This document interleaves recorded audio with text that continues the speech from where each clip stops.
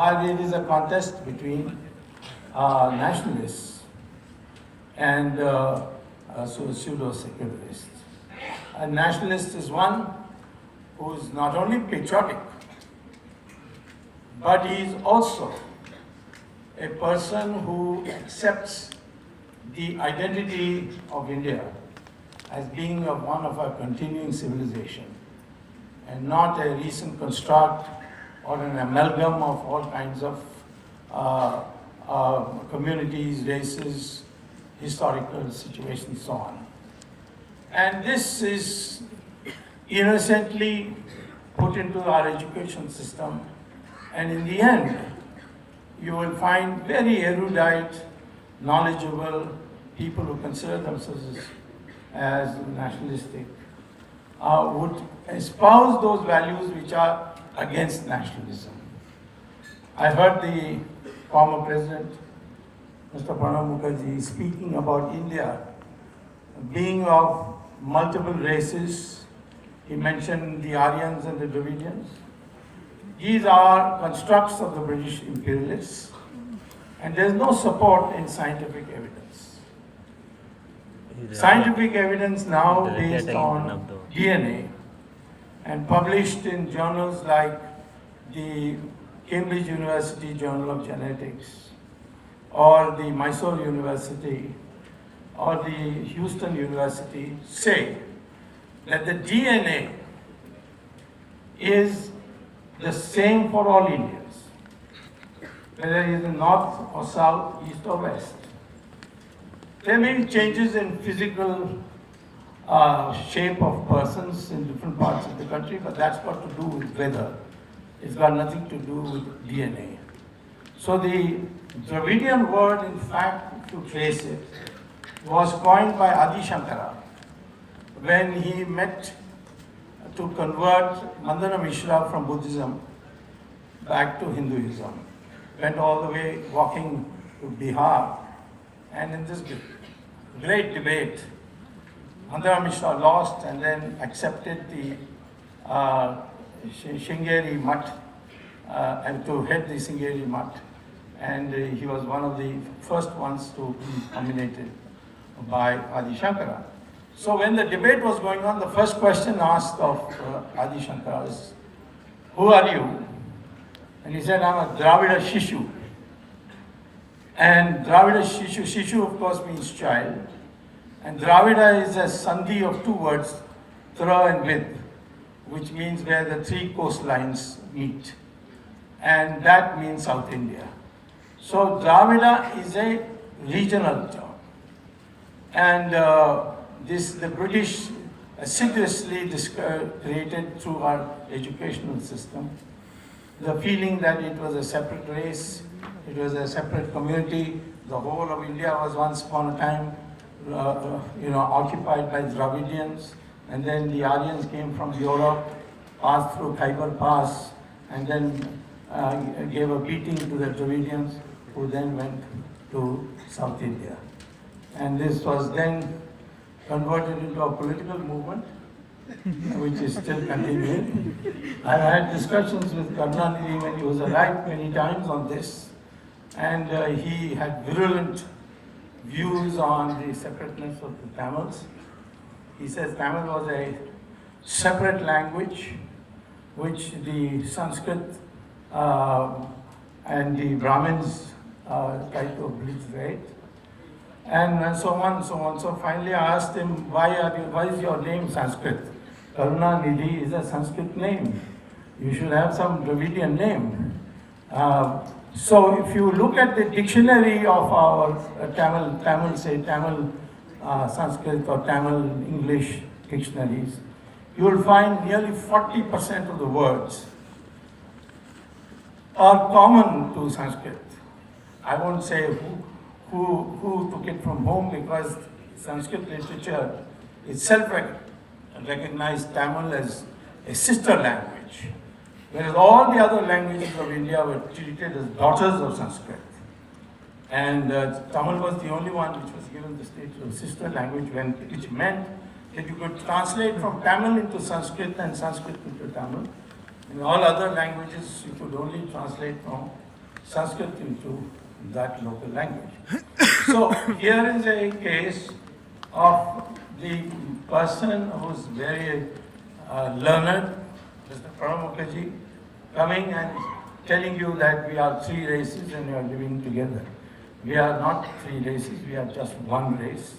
And this is something which if you espouse, you are termed as an ultra-nationalist or a rabid nationalist or so many other things which I have been stated so often. Similarly, the issue of the Ram temple. People say, why this Ram temple? The pseudo-secularists say, why don't we build a hospital instead? In fact, I think one of his well-known colleague of Prabhu Jalla, his name is, maybe I should name him. He is in India today now.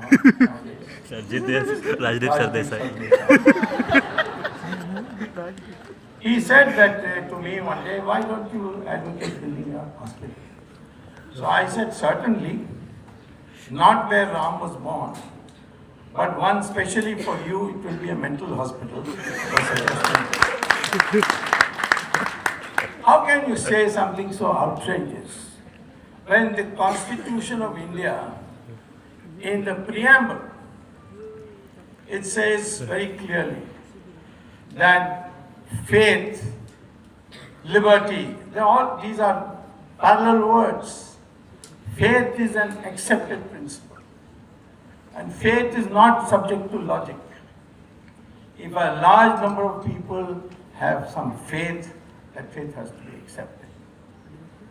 Narasimha Rao, when he was Prime Minister, had informed the Supreme Court that the place where Babri Masjid once stood, if it's ever proved that there was a pre-existing temple, and after that the mosque was built, he would hand over the land to the Hindus. And it is part of the Supreme Court judgment. Now, it is well known to everybody that the Commander-in-Chief of Babur came and demolished an existing temple. Why? Because Guru Nanak came just before. Mir Baqi had come on behalf of Babur.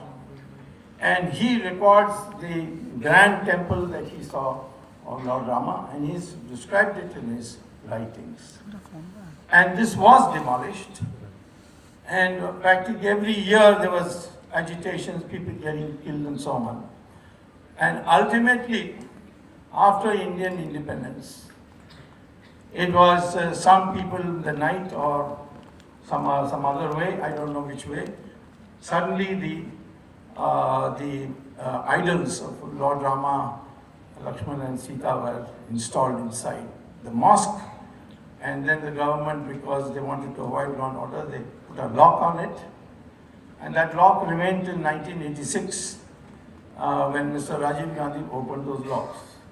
And that's how prayer started inside. Namaz did not take place in Babri Masjid for at least after 1949.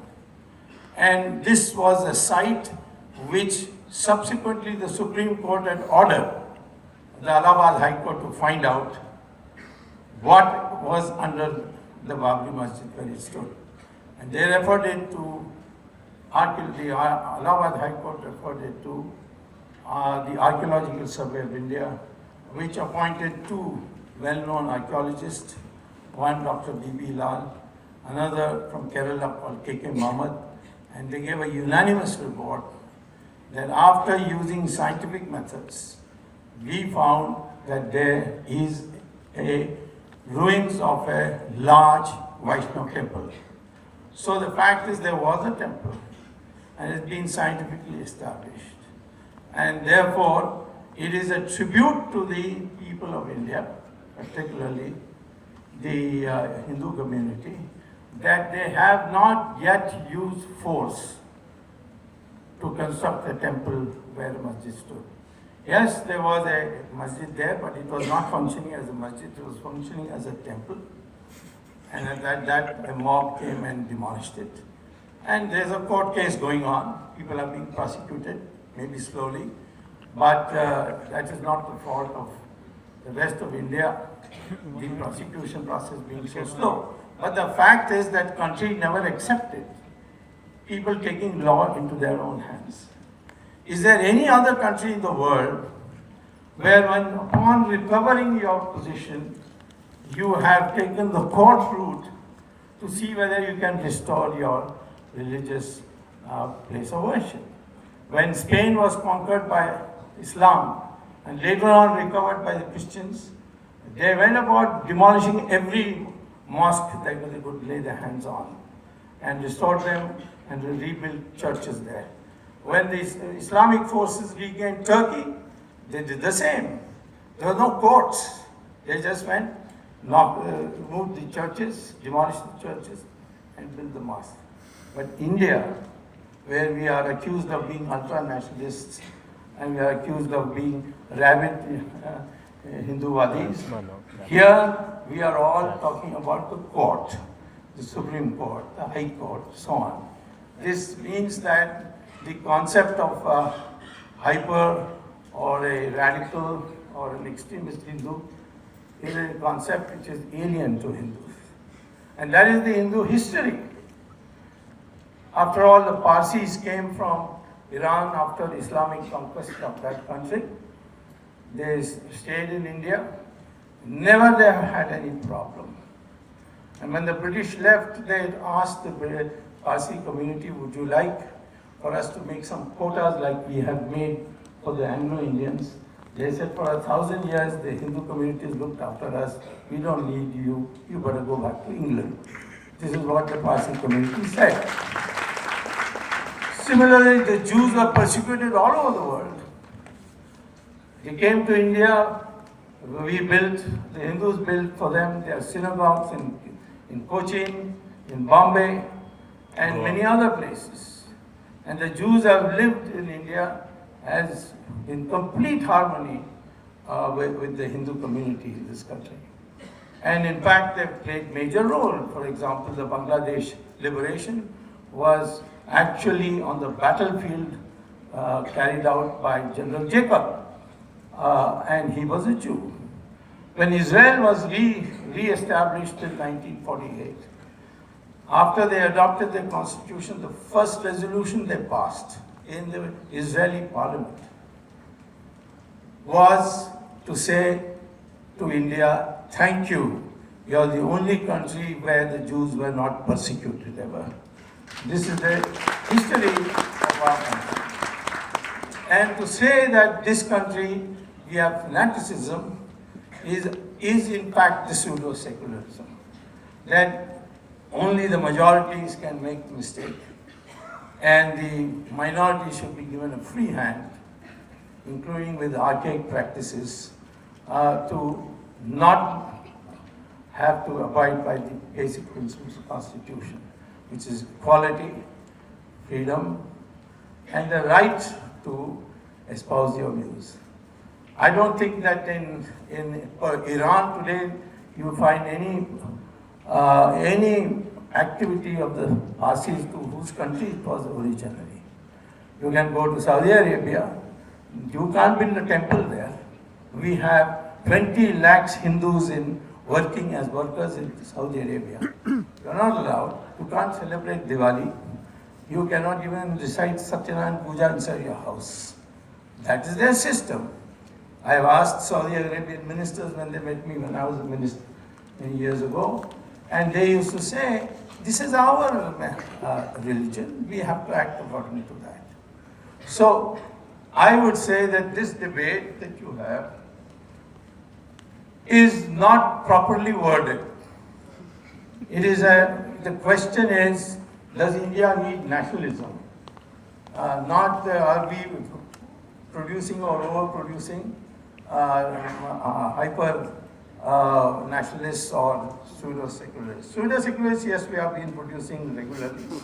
And as long as we have the present education system, where we are taught what the British wanted us to learn, namely we are not one country, we were always quarreling, and people came from abroad, they restored order here, and India today is what it is because the British put us together. So I won't take much more time because I've been told I should speak in the beginning for about 30 minutes. And I will say this, a self-confident, a proud Indian is one who accepts his identity as of belonging to the Hindustan Peninsula, as it's called. People say Hindu word, Hindu itself is a foreign word because the word Sindhu could not be pronounced by the Arabs, and therefore they used to say for sir, they used to say her, and therefore Sindhu became a Hindu. Well, long before the Arabs, the Chinese and the Buddhist travelers to India, they used to refer to India, and today in all official publications of China, they refer to India as Hindu. They don't have an H, so they're Hindu. In fact, they refer to India in official publication as Hindu-Go. Hindu-Go means Hindu Rashtra. So I asked all my communist friends, if Ram had come here, I would have asked him again, how is it that you can tolerate the Chinese calling us Hindu Rashtra, but we call ourselves Hindu Rashtra, you say we are fanatics and we are extremists. So that is a question that shows their mindset. So I would say, how does one bring about a new mindset which will make us feel as Indians and rise above all these divisions, which are not got anything to do with the Vedas or any of the revealed scriptures of our Hindu religion. In fact, Bhagavad Gita, Lord Krishna very clearly says that the Varna system is based on gunas and not on birth. And yet we continue to keep on claiming that because my father and mother was of a particular Varna, and therefore I am also of that. It has never been birth-based. Had it been birth-based, then Vishwamitra would never have been the Rishi of Rishis, because he was born in a family whose his father and mother were Kshatriyas. The Veda Vyasa, who wrote the Mahabharata, his mother was a fisherwoman. You would be surprised to know, many would be surprised to know, that Valmiki, who wrote the Ramayana, was born in a Dalit family. Kalidasa, the greatest poet we have produced in the ancient days, was a what we call as Vanavasi, a person living in the forest. So in that context, these divisions which have come, nationalists in our country would like to see these divisions go, and we think and act as Indians and nothing else. Unfortunately, the election system, for years what the Congress party had done was to divide the Hindu community into caste, region, language, so on, and unite the minorities. Well, BJP is doing the exact opposite, trying to unite the majority and divide the minority as Shias, Sunnis, men, women, and so on. But these are not anyway the final solution. The final solution is to realize that ethnically we are one people because the DNA research says so. And therefore we should try and seek ways and means by which we can unite ourselves. And that means rewriting the Indian history book, deleting. I can have a debate whether Aryan Dravidian theory has any validity or not. Or if you are going to teach school children, you need to even have a mention of it. You can have it amended out. And second, the language of the past in India has been Sanskrit. But if you look at what is going on in the West today, particularly in the research for artificial intelligence, the language of the future is also going to be Sanskrit.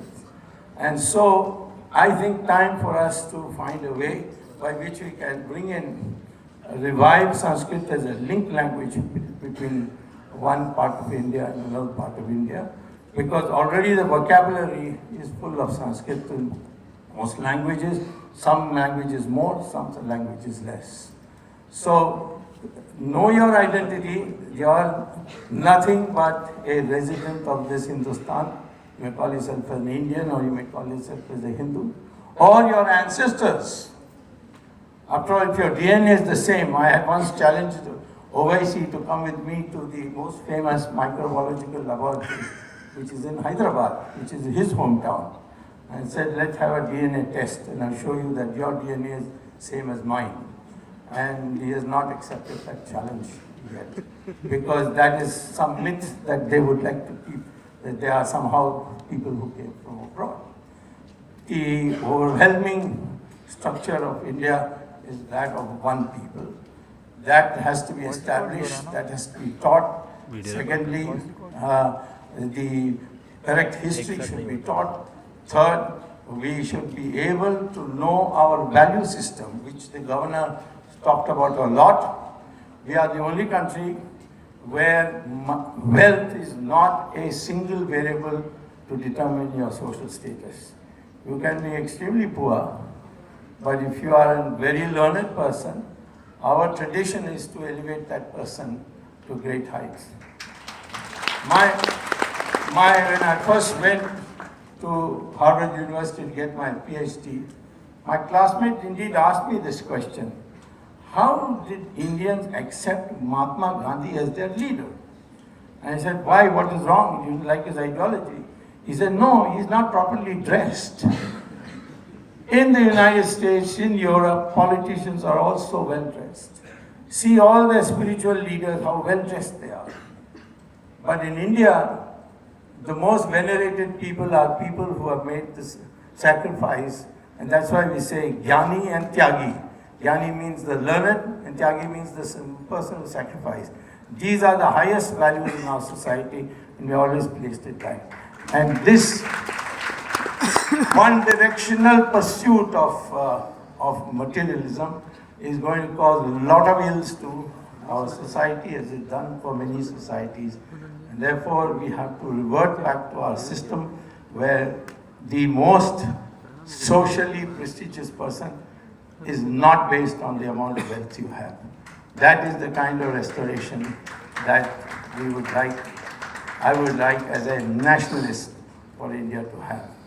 I think we don't have enough nationalists, so the question of having any significant number of hyper-nationalists doesn't arise, but we are flooded and surrounded by pseudo-secularists, and therefore we must ensure that their numbers go down and the numbers of the nationalists go up. Thank you very much.